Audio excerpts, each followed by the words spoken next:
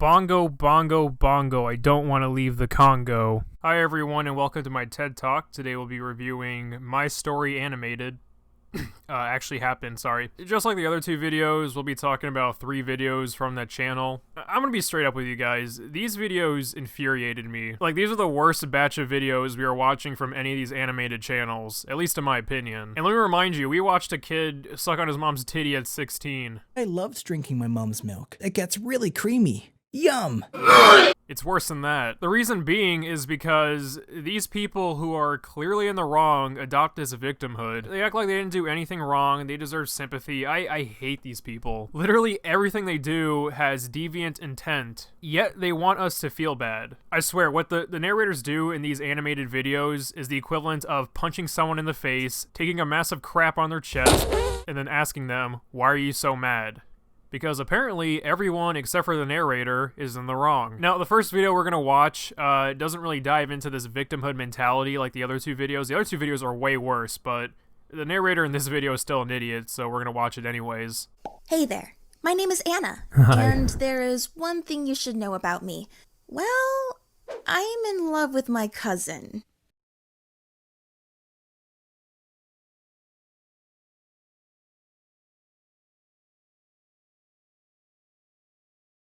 Step-cousin.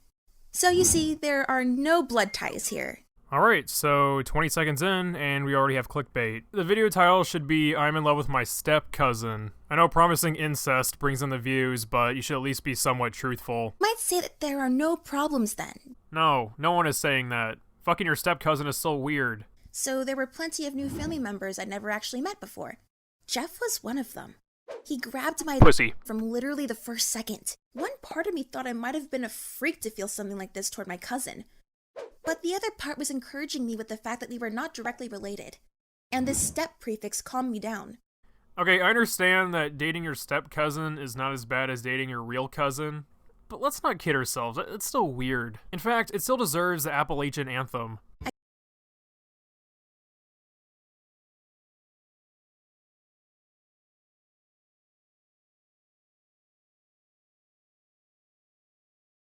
Jeff was going to do some business in our city, and my parents kindly suggested that he stay with us at our big home, but I was the happiest in the situation. You just can't imagine how excited I was about sleeping under the same roof with him. I'm surprised those sheets are dry. Once, I remember after dinner, my mom asked me to clear the table and wash the dishes, and Jeff suddenly suggested that he would help. I was like, Boing. and suddenly he asked if I had a boyfriend. My stomach twirled instantly, and I almost dropped the dishes on the floor. I didn't know how to react to that question, so I said, no. Of course, since I really had no boyfriend, but my face turned bright red. What's the problem with not knowing how to react if you gave the right answer, dumbass? And I heard the phone ring.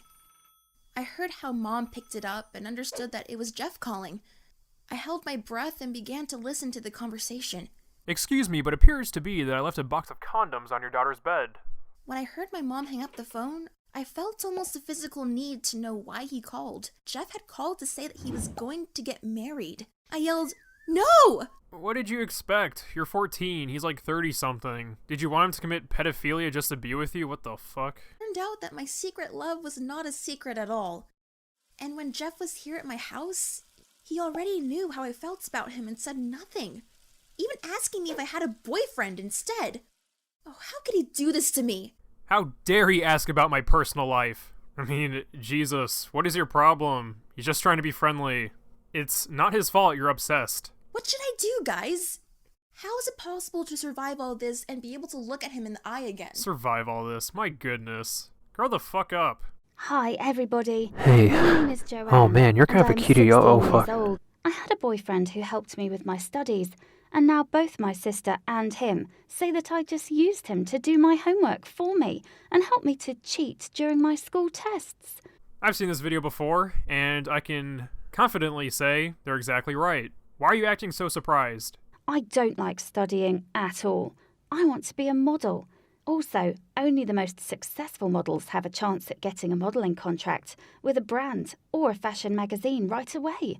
But this camp costs money, and my parents agreed to pay for it. Only if I get good grades at school. Oh my gosh, she actually has to try in school. Oh no. Well, I had an idea. I am a beautiful girl. Everyone says it, and a lot of boys at school would die to go out with me.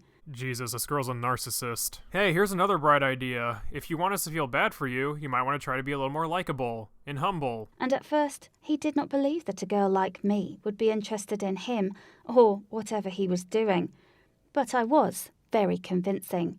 His mother was really happy that Mike had... Wait, aren't you gonna explain why you're so convincing? some homemade lemonade and No? cookies. Okay. And she bought us some homemade lemonade and cookies. Who's the animator? Why is the lemonade green? Is that Shrek's jizz? In fact, the cookies look kinda shitty too. Also, why are you talking about the mom making you cookies and lemonade? It has nothing to do with the rest of the story. So many questions for useless filler. Few hours I was pretending that I was interested in his conversation about his studies. I just imagined that I was an actress playing the role of somebody else. Why not? A lot of models become actresses, and maybe this was something I was good at. Oh my god, you're one of the most unlikable people ever. Yeah, I'm manipulating him to get better grades, but feel bad for me. And you know what? I think I did an awesome job, and in less than a week, Mike and I began to see each other. Okay, you need to get off your own dick. Oh, I'm so beautiful. Oh, I'm so good at acting. I'm gonna be a great model. Like, shut the hell up. No one cares. Mike took my problem very seriously. He started by testing my knowledge of every subject, and at first was horrified, but quickly became optimistic. He's optimistic about you knowing what 3 + 2 is? Holy shit, I didn't even want to see what your answers were before when he wasn't optimistic. He was nice, and the most important thing was, he was doing my homework for me. Yes, Mike turned out to be a really nice guy. And a cuck. So I even posted some pictures of Mike and I together on Instagram. Oh my god, she actually gave herself 300,000 followers. How big is your ego? I had to write a reply and explain to them what I really thought about Mike and why I really needed him. I even made a funny picture from one of our photos, adding a pair of rabbit ears to Mike's head. Remember guys, this is supposed to be the victim, the person we're supposed to sympathize with, the hero of this anime. Gonna be honest, I think I have more sympathy for Dan Sullivan, and he fucks his dog. My sister Laurie told me that they chatted for a while, and then he left. But I didn't even think to ask her what they had been talking about. What other topic could Mike have chosen while talking to my sister? But how happy and lucky he was that a girl like me had picked him. It was probably a discussion about how a girl like me would even date such a disgusting creature. He's lucky to even be breathing the same air as me. Everything went as planned, and I got all the answers from Mike. But when I received the results, it turned out that I failed. I was furious, and I called Mike immediately, but he did not answer, so I rushed to his house. And guess what I saw? Mike and Laurie sitting together in his stupid lab. Will you just get out of my laboratory? My younger sister, who, with her stupid tediousness and obsession with studying, was always in the shadow of my beauty and charm. Okay, this chick thinks she's like God or something. She's just so damn perfect and better than everyone else. She deserves a nice slap on the nuts. And demanded immediate explanations. And then they told me the story of how my younger sister showed Mike the screenshots of my replies to my friends and my drawings on Mike's picture, and how she also told him everything about my plans to go to summer modelling school. Yeah, okay, you did something horrible and then you got caught. If you weren't being such a bitch, none of this would have happened. What the hell are you even mad for? This is all your fault. You have no one to blame but yourself. Yes, I did have enough pride to not communicate with the traitor, even if he was the only one who could have helped me. Did this dumb bimbo forget what she did? She's also a traitor, technically speaking. Please tell me what you think about my story. Have you ever been betrayed by people you trusted? I don't know. Why don't you ask Mike? He knows a thing or two about getting betrayed. Something about an egocentric model who apparently doesn't know 2 + 2. Okay, this animated story wouldn't be so bad if it was told from the perspective of Mike or the younger sister or someone else. Because when it's told from the perspective of a pretentious little brat and we're supposed to feel sorry for her, it just makes me dislike the video. It's like if Dragon Balls was told from the viewpoint of Frieza. Like, am I supposed to root for this person? Because they're fucking evil. Hi, I'm Nicole, and I'm 17. and I'm kind of in need of a bit of advice about what I should do to get my boyfriend back after I lied to him and he found out about it. Why is everyone in these videos such a shitty person? Also, why would we try to help you get your boyfriend back after you tricked him? It's only been 10 seconds and I already hate your guts. When Paul and I started dating a year ago, I knew he was the one right when I saw him for the very first time. I felt something weird, like my stomach squeezed and then started to jump inside me. I guess it was what they call love at first sight. Yeah, not a real thing. You get boners for people because they're physically attractive, but you can't be in love with someone just by looking at them. That doesn't make any sense. However, our relationship was not totally ideal. I mean, we fought almost every day. This is the person you want back? The main thing was that we always made up despite the circumstances. Until one Ugh, day. Stop that. It was a Saturday morning and I was at home getting ready to meet with Paul. As usual, we always spent our weekends together, either somewhere outside or at his place. Okay, I can definitely see why he broke up with you. You're hitting him over Wii Sports. Relax. He came early and started to try to get me to hurry up. So I said something mean to him, and he said something offensive back to me. And we started yelling at each other until he suddenly said that he was tired of me and that he was breaking up with me. And then he just left. Smart decision by the boyfriend. You suck. What can I say? It was painful. I was really suffering, and it was even physically hard for me to be myself without Paul. So you became a furry? I mean, why are you howling at the moon like some wolf? That was just a weird thing to animate. I didn't want to see anybody, and I didn't even want to eat anything. So much so that my mom started worrying about me a lot. Why are you in a jail cell? You know what? I don't fucking care. I couldn't come up with anything better than good old blackmailing. So I sent Paul a text saying that I had missed my period. Okay, I know that it's impossible to build a healthy relationship based on lies, but what other option did I have given that Paul had been ignoring me for almost the whole week? Right, no other option. You know, except for these. So I decided to primp a bit and went to the bathroom, but when I got back to my room, I found my stupid little brother there holding that pregnancy. At first, I started yelling at him for entering my room and snooping around in my stuff. Okay, yeah, why was he doing that? That's honestly really weird. That's not normal, typical brother behavior. He's probably in there licking his sister's bras or some shit. I mean, this kid does look like a little pervert. Wouldn't put it past him. Although it was far from the first time he had done it. Yeah, this guy definitely snorts his sister's panties.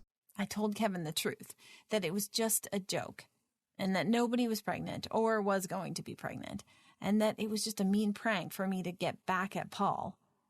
I wasn't expecting that Kevin would understand this or support me just like that.